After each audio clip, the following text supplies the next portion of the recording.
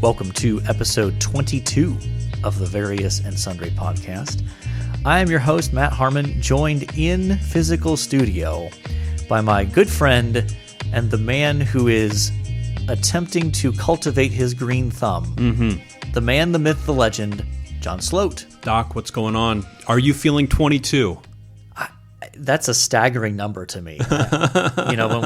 When we set out to start this podcast, we weren't even sure if we would do this weekly. We kind of tentatively thought every other week, and then we're just like, why not? We can talk this week about this, and it just kind of took a life of its own. It's easier to schedule that way, too. If it's just something you do every week, It is. So we are on episode 22, which is... So far, we've not missed a week since we started in January. We have not. Now, that's been helped by canceled trips and canceled conferences and all sorts of things. Indeed. So eventually the streak will end. Yeah. But we could put one in we can make it maybe 52 episodes without missing a week, potentially. Yeah, we'll see. Christmas will be interesting. Yes. And so we want to encourage you to reach out to us on Twitter at V&S Pod. And we have had a couple people reach out in the last week to connect with us via Twitter.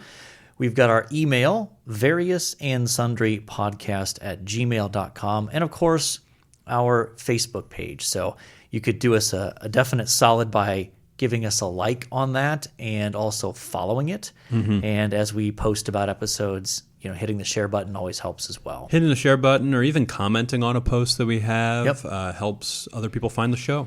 Absolutely. And we have a bit of an awkward confrontation here to approach our listeners with. We have gone a few weeks now without a new review. And so we certainly want to ask you to, if you're enjoying the podcast, write a review, throw us a 5-star rating. And that does help other people find the podcast who otherwise might not. So we do appreciate those who have. And who knows, we might even talk about your review. I mean, the last one, we discussed briefly whether we're quirky or not and how we feel about that. So, but as we transition into the sports world, still not much going on in terms of actual sports. Though we've been informed that apparently there's European soccer going on that we have no interest in talking about. Yeah. So anyway, you want to give us an update on what Major League Baseball is thinking about here when it comes to restarting the season? Yeah, of all the sports, I think baseball needs to come back maybe the most. It could really use the boost from viewership, particularly for its regular season. I think it does pretty well in the postseason, but the owners this last week, came out with a proposal of like, hey, here's a business plan to make this work. And it really slashed players' salaries, particularly though I think everybody was taking a 50% cut, but those at the top were taking close to an 80% cut. Wow. And this is a way for the owners to share the lost revenue with the players. And I just don't think the players are interested in sharing lost revenue with the owners. And so you have billionaires and millionaires duking it out, which is everybody's favorite pastime. Yeah. So, and again, it's one of those things where you, at one level, you think, wow, man, like a 50% pay cut. That's significant. To I'm sure all of our listeners, sure. if you were approached with, here's a 50% pay cut, there'd be that's a big deal. But it's a little harder to be sympathetic when it's like, oh, so instead of making $20 million, I'm only making $10 million this year. The public sympathy is not exactly going to be like, oh, yeah, I'm so sorry. That's really tough. I hope you'll find a way to live on that paltry sum of $10 million instead of $20 million this year. Well, and then the other side of that coin is the owners, right? The owners are making $15 billion instead of $30 billion. Yeah. And so I personally believe the owners are in the wrong here because, if they will take the cut, we'll gain more fans, and down the road we'll end up making more money. I think that's the smart move, but I don't think they're willing to do that. It'll be interesting to see how that all shakes out. But Did you watch part 2 of the 30 for 30 on Lance Armstrong? Yeah, watched it last night, and it was something. Yep, it just further confirmed that Lance Armstrong is not a nice human being. Well, in every question he gets asked through both parts, his eyes just grow, and you can see it rolling through his mind. How do I spin this? Yeah. How do I say this in the most positive way Yeah. to myself? Here's the moment that stood out to me the most out of all of this. They showed a clip of Lance addressing, so his son plays football at TCU. Mm-hmm. No, Rice. Sorry, Rice. Rice. It's Rice. Yeah. Knew it was one of those Texas schools. So Rice. And he's talking up there and, kind of giving the motivational rah-rah.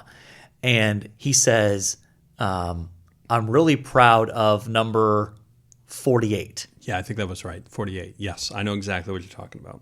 And they show the shot of his kid, and he's uncomfortable. And at first you're like, maybe he's just uncomfortable because there are cameras in the room. Right, he's being singled out. Okay. And then afterwards, they're having a private conversation, and his kid tells him, yeah, actually, I'm number 35. Yeah, not even close. And you're just like, oh my gosh, like how embarrassing as a parent. And what does that tell you about the nature of their relationship? Oh yeah, that he just doesn't have much of a relationship. Yes. Yeah. I mean, I can't fathom being involved in your kid's life at the sports world and not knowing his number. Yeah. That just seems like, or staggering. not knowing the team cheer that's the sort of thing you get ahead of time. Yeah. And then you use, but he's like, hey coach, what do I say to get them riled up? Yeah. It was awkward. Yeah. And it was clear that he's still trying to fake that he's this 7-time winner of the Tour de France, which Sure. I suppose he is, but I think he's had those taken away at this point. But what does that mean? Right. And the other piece of that interaction with, in regards to his son, when he was asked if your son came to you and said, Dad, I want to use performance enhancing drugs. Mm-hmm. And his answer was not a no, don't do it. It was a, well, he's in college now, so that wouldn't be a smart thing. But we'd have a different conversation if he was in the pros. Yeah. It's like, wow. I mean, at one level, I want to say, props to you for being honest. Fine. But it was just staggering. But here's my take on it in the sense that, like, he's sitting there doing these interviews. He's living in beautiful houses. Beautiful homes. A couple of them. He does interviews in a couple of different homes, and they are all stunning. Lives an exceptionally comfortable existence financially. Mm-hmm. And you think, you know what? It was probably worth it for him on a worldly level. From a worldly level, you can make the case it was worth it. Yeah. Would he have that life if he didn't dope and he was just an ordinary American cyclist? Of course not. Yeah. But he chose to engage in this and was successful in a realm where basically everybody else was doing similar things. Right. He just did it better than everybody else and did it longer than everybody else and lied about it longer than anybody else. Correct. And yeah, did he lose some lawsuits and did he get dragged through the mud and is his name dirt in most of America? Sure. But they did make the point, and I thought this was interesting, that his cancer group is still seen as like, oh man, that was great. It was great to build awareness, make it okay to talk about I'm not going to say it right. Testicular cancer. There we go. You got it. And other cancers, right? He made it. He moved the conversation along. Yeah. And made significant contributions to that foundation. And then they talked about even how he went to Nike and told them that if he was going to be their athlete, that they were going to have to make significant contributions to them. Right. So he's a terrible figure, a terrible role model, but he's also a little bit more complicated. That's true. In that way. But even then, there was the pushback of, you were just using that as cover to deflect suspicion towards you. Yes. Right. Yes. And so there's even a point in the episode where there's the question posed, not to Lance, but to somebody else of like, I don't know whether to think this is a basically good person who did some awful things, or this is an awful person who's done some good things. Right. And I think at one point he even said, I used cancer as something to hide behind so I wouldn't get in trouble for doping. But he would say, I didn't use my Livestrong organization. Yeah, that's a nuance that I think I want to call call BS on that. Yeah. Matt Harmon, first one to swear on the podcast. But yeah, I think those two things are inseparable. Yeah. But I do remember. Do you remember the yellow wristbands? Oh, sure. I remember everybody wearing a yellow wristband. Yeah. I remember it was huge. They highlight they shone a light on the fact that even John Kerry, while he was running for president, was wearing that yellow wristband. Yeah, absolutely. So it is it's a complicated story in a lot of ways. Yes, and I think he makes a good point when he's like, this cyclist and this cyclist are revered in their countries for winning the Tour de France, even though they were a part of this. Yep. And then other people they have tarnished because of the same thing. Yeah, obviously I know almost nothing about the cycling world beyond... it involves bicycles. Yeah. Yeah, beyond Lance Armstrong. And I had heard of Greg LeMond before him. Yeah. But was it Jan Ullrich? He was the German who, after he was basically caught doping, had like a complete mental breakdown, was institutionalized, and they show him show Lance going to try to encourage and talk to him and that kind of thing. And at the end they had the little blurb on the screen of he's out of a mental institution now and kind of recovering with his family and living in kind of not in isolation, but just off the grid a little bit more and with his family. And so but and then the fact that he's dating this woman, that was just fascinating to me. This woman for 10 plus years. Yes. Yeah. And you think, okay, that she stuck around.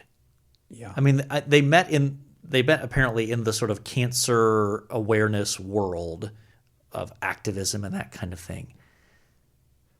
The scene and where they're preparing dinner together. Yes. And Lance has apparently never used a potato peeler in his life, which is just a whole nother thing. Right. And then awkwardly cuts his finger on camera. Yeah. And then wraps it and is making jokes. Oh, who's going to eat the piece of my finger in the salad? Yeah.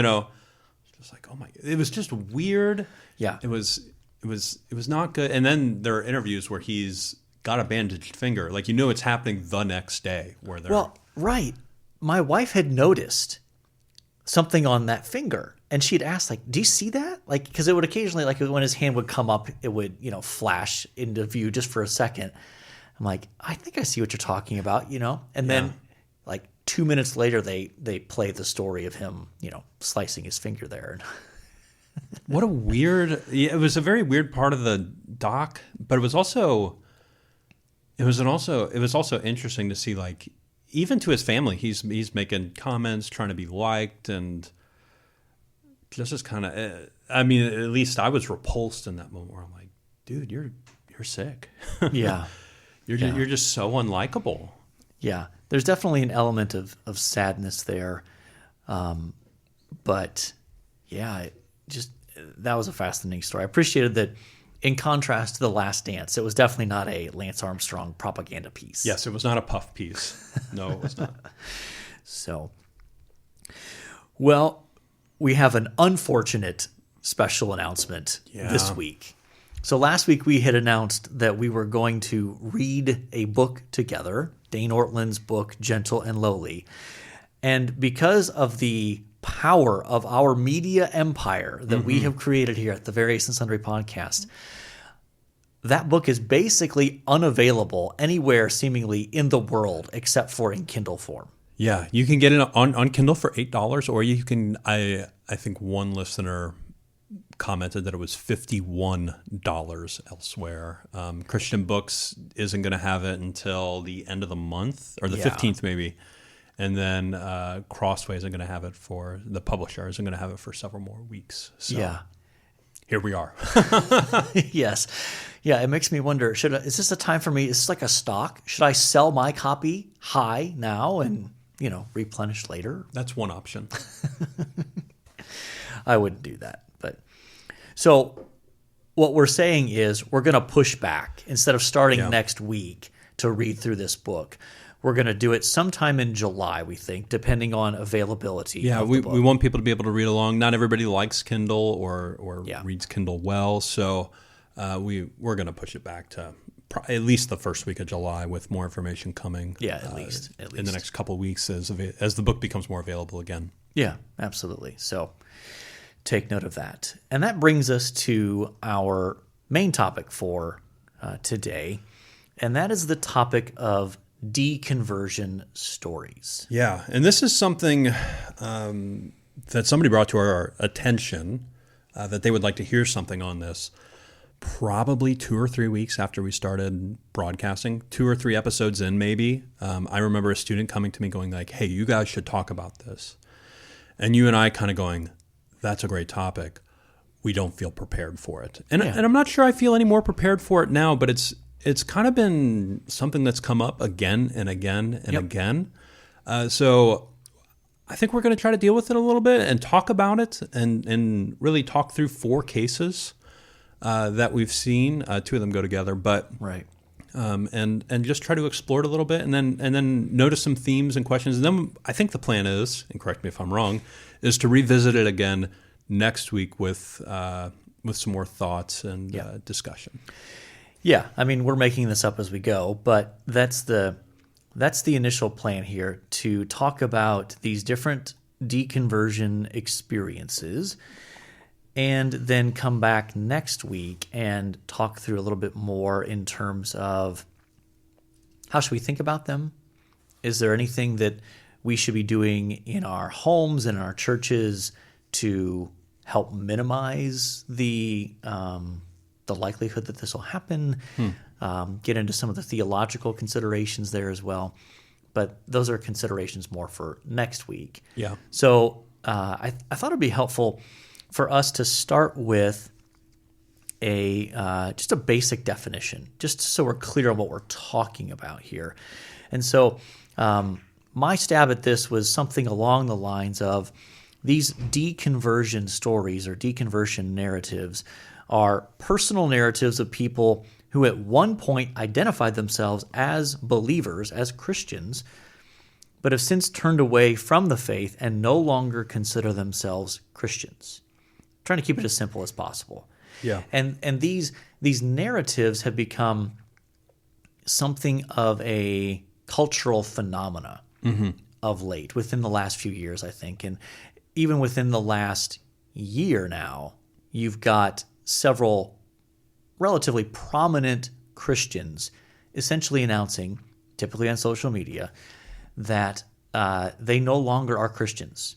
And they kind of walk through their journey, their story of how they went from professing faith in Christ to no longer being comfortable calling themselves a Christian, identify themselves as a Christian. So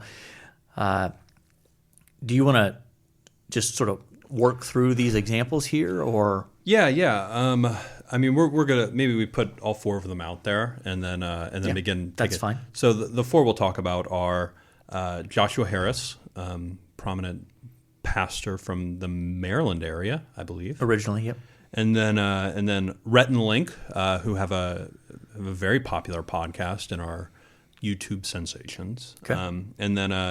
And then John Steingard, I believe is how that's pronounced. He's the lead singer of Hawk Nelson, which I listened to in high school. But as we discussed earlier, I can't name a single song that they wrote or anything. But I do remember the band. I do remember listening to them. And I do remember going, that's a Christian band when I was in high school. So those are the 4. Let's take them in order.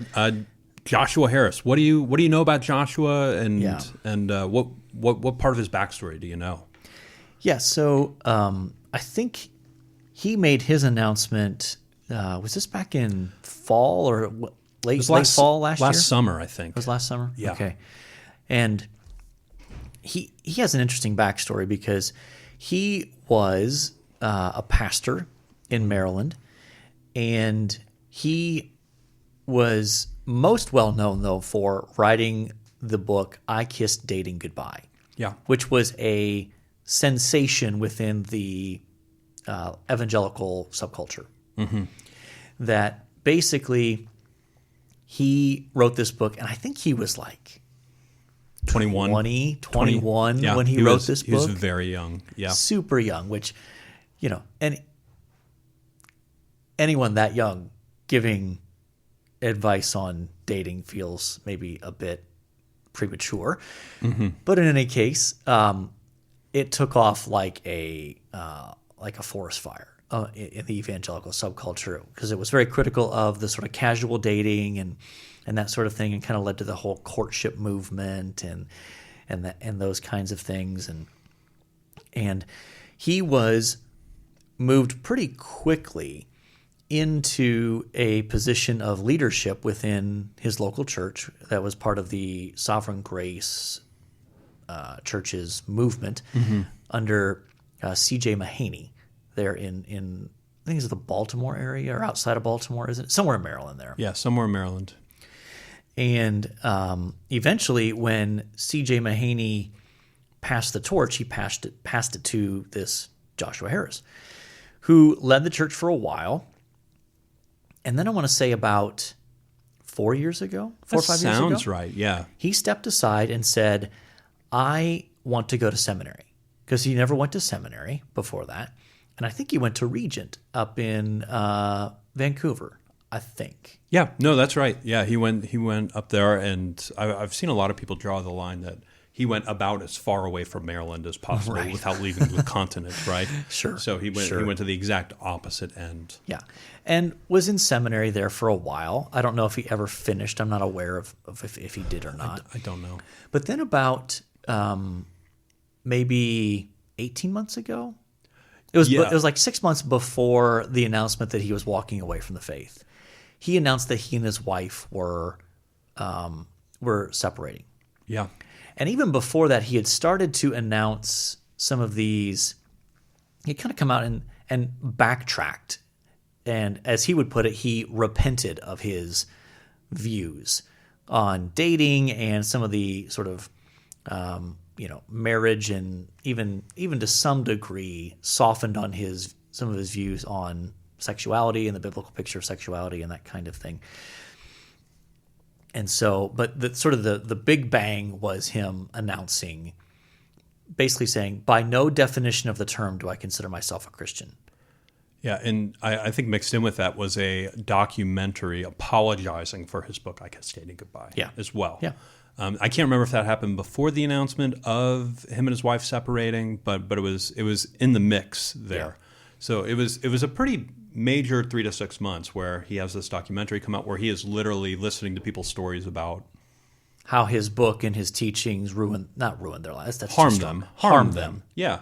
And then him and his wife have separated, and then he has this "I'm no longer a Christian," which, and if I remember the post, he's like hiking somewhere in British Columbia, I'm sure. Oh, it's totally the staged Insta picture, right? It's the not looking directly at the camera. It's kind of over his shoulder, I think, and it's this beautiful lake up in the mountains, and it's intended to communicate the sort of I'm at peace, tranquility. Exactly. Yeah. I've gone into the woods to find myself. Yeah. Yeah. So that's a summary of Joshua Harris. There, obviously, we could say more. But, what about Rhett and Link? You've done more deep dive into this than I have. Yeah, if you're interested in their stories on YouTube, and they have a podcast called Ear Biscuits. It's a good title. I suppose it's a good title. So Rhett and Link, and you got to deal with them together because they were essentially grew up in the same church, and eventually went on.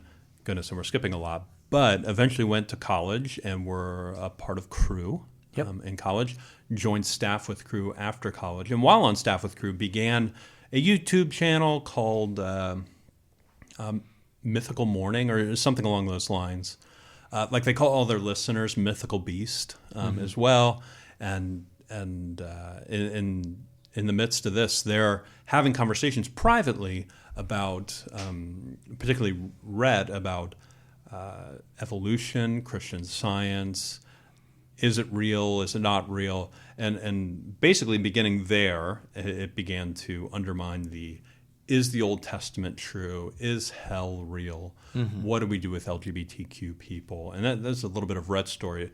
Link's story is less intellectual and more like, I've been feeling guilt over the fact that I don't have a great relationship with Jesus, and yet I am a professional Christian. Right. And I don't know how to put these two things together, and that led him more to move away from the Christian faith, slowly but surely. And both those guys are married to Christian women. And I believe that the Christian women have since left the faith as well, and are no longer taking their kids to church and those sorts of things. And have basically landed on we don't need Scripture in order to live flourishing. Like they're like, I'm not going to start cheating on my wife because I've left the faith, or I'm Right. not going to be about not raising my kid well. And they would point to like friends of theirs who are not Christians. They're like, that guy loves his partner. That girl loves her husband. They're raising their kids well. Yeah. They don't absolutely need this. So that's very, very truncated Rhett and Link. Their podcast episodes, each of them take about somewhere between 90 minutes and 2 hours to tell the full story, and it's quite long. So if you're interested, you go check it out. Ear Biscuits. Yeah, and I confess that they were not on my radar. So that even when this story broke, was this back in February maybe? Or is it longer than that? No, that's about right, because that's when Rhett and Link came out. I remember that's when a couple students came to me at least and said, you guys should do an episode about Rhett and Link, or something like that. Yeah. And so that one hit a little, though ironically it hit a little closer to home to me in the fact that they were on Staff with Crew, which I was on Staff with Crew. Yeah. So I feel like I have some sense of the Crew culture, though my knowledge of that is a little dated now. But what years were you on Staff with Crew? technically from 95 to 2003. Okay, they started on Crew, I believe, 2000. Yeah. 2000, maybe 2001. So you would have overlapped a little bit. They would have been in the Southeast, probably North Carolina. Yeah, and they area. weren't a big deal yet at that point. Though it was interesting that kind of how they got their start was they were doing something kind of outside the box from within Crew, meaning they weren't as much the traditional, you raise financial support, you work on a specific college campus, you do discipleship and evangelism on a particular college campus and do it that way. They, from the beginning, I think this is correct, had almost they were involved with more of the conference piece and the entertainment seems like a strong word, but it's eventually where they ended up. Exactly. Yeah. And so they kind of had their own unique kind of ministry within that, but that was before I had left Staff. I think before they had become a really big deal. Really big deal. Yeah. And they obviously, I mean, they've been on Jimmy Fallon. They've done quite well in the entertainment world. Correct. And then this last one here, John Steingard from Hawk Nelson, which he came out this week. I'm not sure either of us know too much about him. Correct. So I did read through his Instagram posts regarding this topic, and he apparently is a pastor's kid, grew up in the church. I don't know necessarily what specific kind of background that was. It sounded like he gave very much the impression of if the church doors were open, they were there. Mm-hmm. And, so it gave the impression of Sunday morning, Sunday nights, Wednesday nights, youth group, all these kinds of things. And, he made some interesting statements as I was sort of scrolling through his statements on Instagram. He made the comment, when you grow up in a community that holds a shared belief, and that shared belief is so incredibly central to everything, you simply adopt it. So it was in the context of him talking about, I had some of these doubts, even, the whole praying thing felt like I was just kind of talking to an imaginary friend. It felt very artificial, felt very forced and fake to him. But that was the culture he was in, and he's just kind of one of those fake it till you make it kind of approaches of, well, this feels fake, but it's kind of going to go with it, and maybe it'll come around.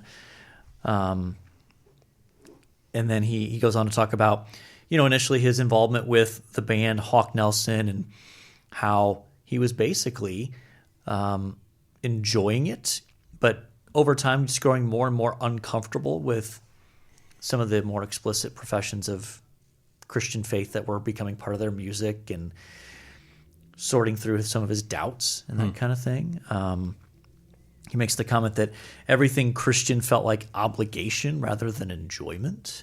And so he does make the interesting point of, and this is fair, I think, that one of the dangers with public Christians, in other words, Christians who have this sort of public following, whether it's in music, whether it's in entertainment, whether it's in ministry itself, it creates this pressure to be a certain person that you may not actually be on the inside. And to maintain this persona when internally you've got questions, you've got doubts, you've got concerns. And he even basically says, I've had plenty of conversations with prominent Christian people in the business, so to speak, who have similar doubts and concerns that I have. But because their livelihood is tied to their position, they'll never come out and say it, or they're terrified to do that. Yeah. No, and that makes sense to me, right? It does. When your livelihood is tied to something. Yeah, it'd be very difficult to walk away. Yeah, and he kind of lands the plane on as people have kind of reached out to him, and he basically just says, he says, if I could say anything to God, I'd say, why couldn't you have been more obvious? Why all the mystery? Why all the silence? It is obvious people say, if it is as obvious as people say it is, why do millions and millions not see it? That was kind of his landing point of, I've asked God, show yourself to me, and it doesn't seem obvious to me. And obviously millions of people agree with me that it's not obvious to them, and so I just am sort of walking away, and kind of lands in the agnostic camp is where he kind of says, I'm not crazy about labels, but I cannot definitively say God does not exist, but I don't know. And that's very much where Rhett lands in his journey. Link was a little bit more definitive, but Rhett certainly landed in the I'm sort of agnostic. I don't know how this is possible, but yeah, very very similar place. So Doc, as the PhD holding person among us, what are some threads we see here? What are some similarities between these four? Just as we're even talking through this story, what are some things that come up? Yeah, I don't know. Again, some of these are going to be true across the board, and others are going to be, well, that doesn't necessarily apply to one or the other. Sure. But it does seem like that in all of these examples of Joshua Harris, Rhett, and Link, and then John Steingard, that they were put into positions of influence rather quickly or young, and often without necessarily grounding or ongoing sort of pursuit of getting them grounded in Scripture and those sorts of things. Again, there are nuances in that, right? I'm not trying to say that they weren't having quiet time, so they weren't reading their Bibles. I'm not saying that. But there was definitely you're someone that could be influential. Let's move you into a position to facilitate a platform for you. Yeah, and a little bit of a runaway train. It started going, and it got out of control. Exactly. It went off the tracks. Right. And it seems like in all of these cases as well, there was an underlying set of questions and doubts that they dealt with in various ways. It sounds like some of them actually did sort of pursue and try to say, okay, well, let me see if I can find some answers to my doubts, right? Yeah. I mean, I think you were noting that I can't remember whether it was Rhett or Link who. Yeah, Rhett was reading quite a bit, particularly in the area of evolution, Christian Science, so some of those things is really where his doubts really seem to begin. Yeah, yeah, and it does raise the question of, were they in contexts where those not necessarily were they able to ask questions, but even what's hard to know is, were some of those doubts, how were they handled by others around them? Yeah. You know what I mean? Yeah, there seems to be, and I think it's probably more caught than explicitly taught, but there seems to be this idea that, like, hey, we don't question the party line here. Yeah. You know, we these are the things that we believe in, this is the parameter, and we don't have doubts, we don't question those things. And I would say, I think in all four of these situations, it sounds like these doubts, certainly in Rhett and Link and Steingard, these doubts were really underground for a long time, known to either just them or a small circle, and weren't really. There's both they didn't bring it forward, and then there's also they didn't feel like they were necessarily in a space or a Christian community that encouraged some of that dialogue around skepticism or doubt. Yep. And I think maybe another major piece of this that I see is just the cultural pressure, the cultural moment that we live in. Yeah. And that pressure takes multiple forms. It can be very direct, but it can also be very subtle. In other words, especially, and everyone except for Joshua Harris, Rhett and Link, and then this and John Steingard, they're in the entertainment culture, and if there's a culture that is more anti-Christian when it comes to some of the moral positions that historic Christianity holds, I'm not aware of it. Yeah. Because the whole entertainment culture is inclusive in that sense of the term, of wanting, especially on issues of LGBTQ and tolerance in terms of not saying someone is going to hell if they don't believe the way you do. That's very narrow. There's also the sort of cultural political moment of, for however you want to sort this out, that evangelicalism in the minds of many in the secular realm is tightly wedded to conservative politics. And so as a result of that, you've got, since the sort of entertainment culture is deeply politically liberal across the board with occasional exceptions, but even those you just kind of hear whispers about, like, oh, actually that actor, he might actually be conservative. I'm like, what? The assumption is the party line of very liberal politics and cultural values. And so it's hard not to see that as exerting a constant pressure on them, that if you're in the entertainment world at any level, that there's that push, there's that pressure of different degrees. Wouldn't you say?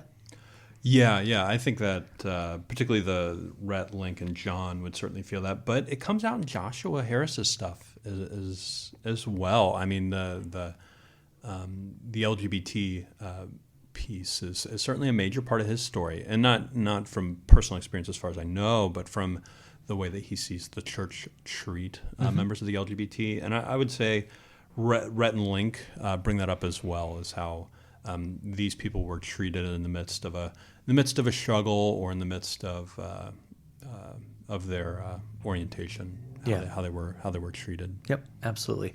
And I'll throw probably one more in there, is at some level questions about the Bible. Now those look different depending on the situation, but there seems to be an underlying set of questions about the reliability of the Bible, its inspiration, its inerrancy. Those kinds of questions are, can it be trusted? Those kinds of things. And there's one level, and maybe you can rebuke me if I'm wrong here, but there's one level where I'm like, good, ask questions about the Bible and its authenticity and all these things. We encourage people to do that, right? Mm-hmm. We encourage people to seek out those answers. And I think the majority of Christians that step into that conversation, and maybe I'm overstepping here, would find it to hold water. It seems to be, this is authoritative. This is ultimately good, and accepted. But we obviously have some exceptions as well, and some people who turn away. Absolutely. Well, I think that's a good place for us to break this episode in terms of this topic. Yeah.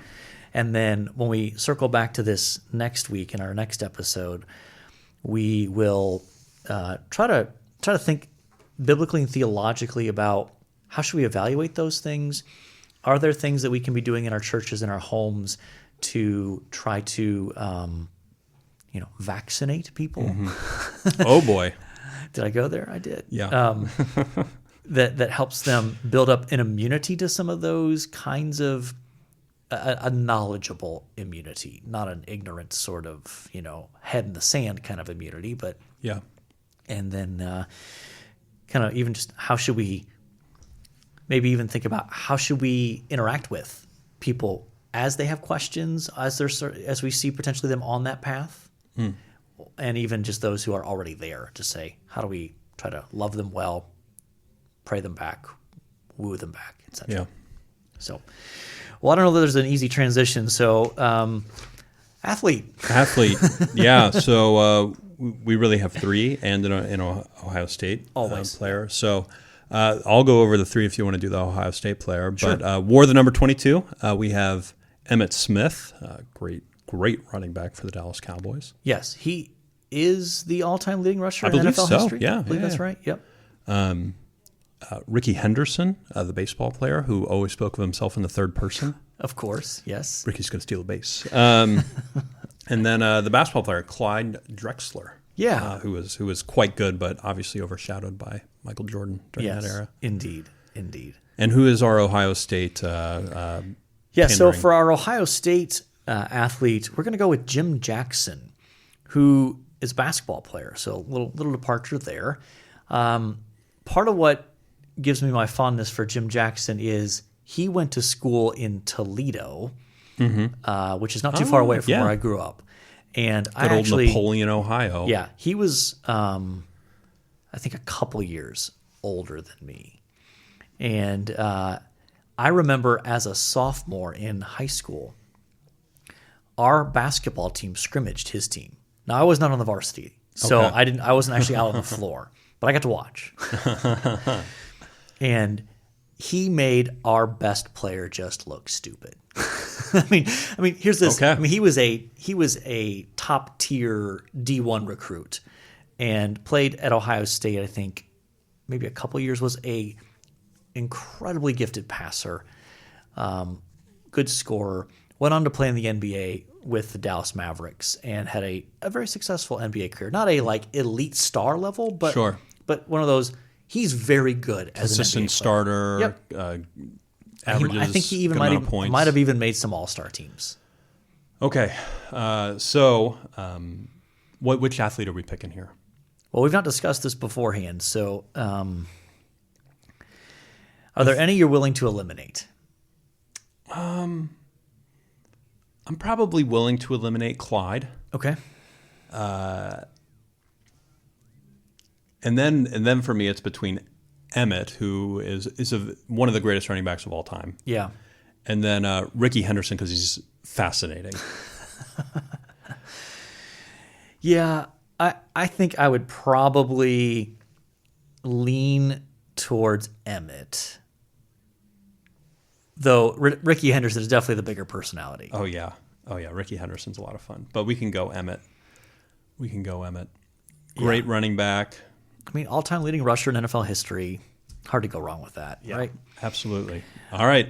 One thing we liked. Yeah. Doc, what do you got? Yeah, so last night we had our first summer reading group meeting, and we are reading the book by Daniel Firth entitled Including the Stranger, Foreigners in the Former Prophets, so basically in the historical books, Joshua, Judges, etc.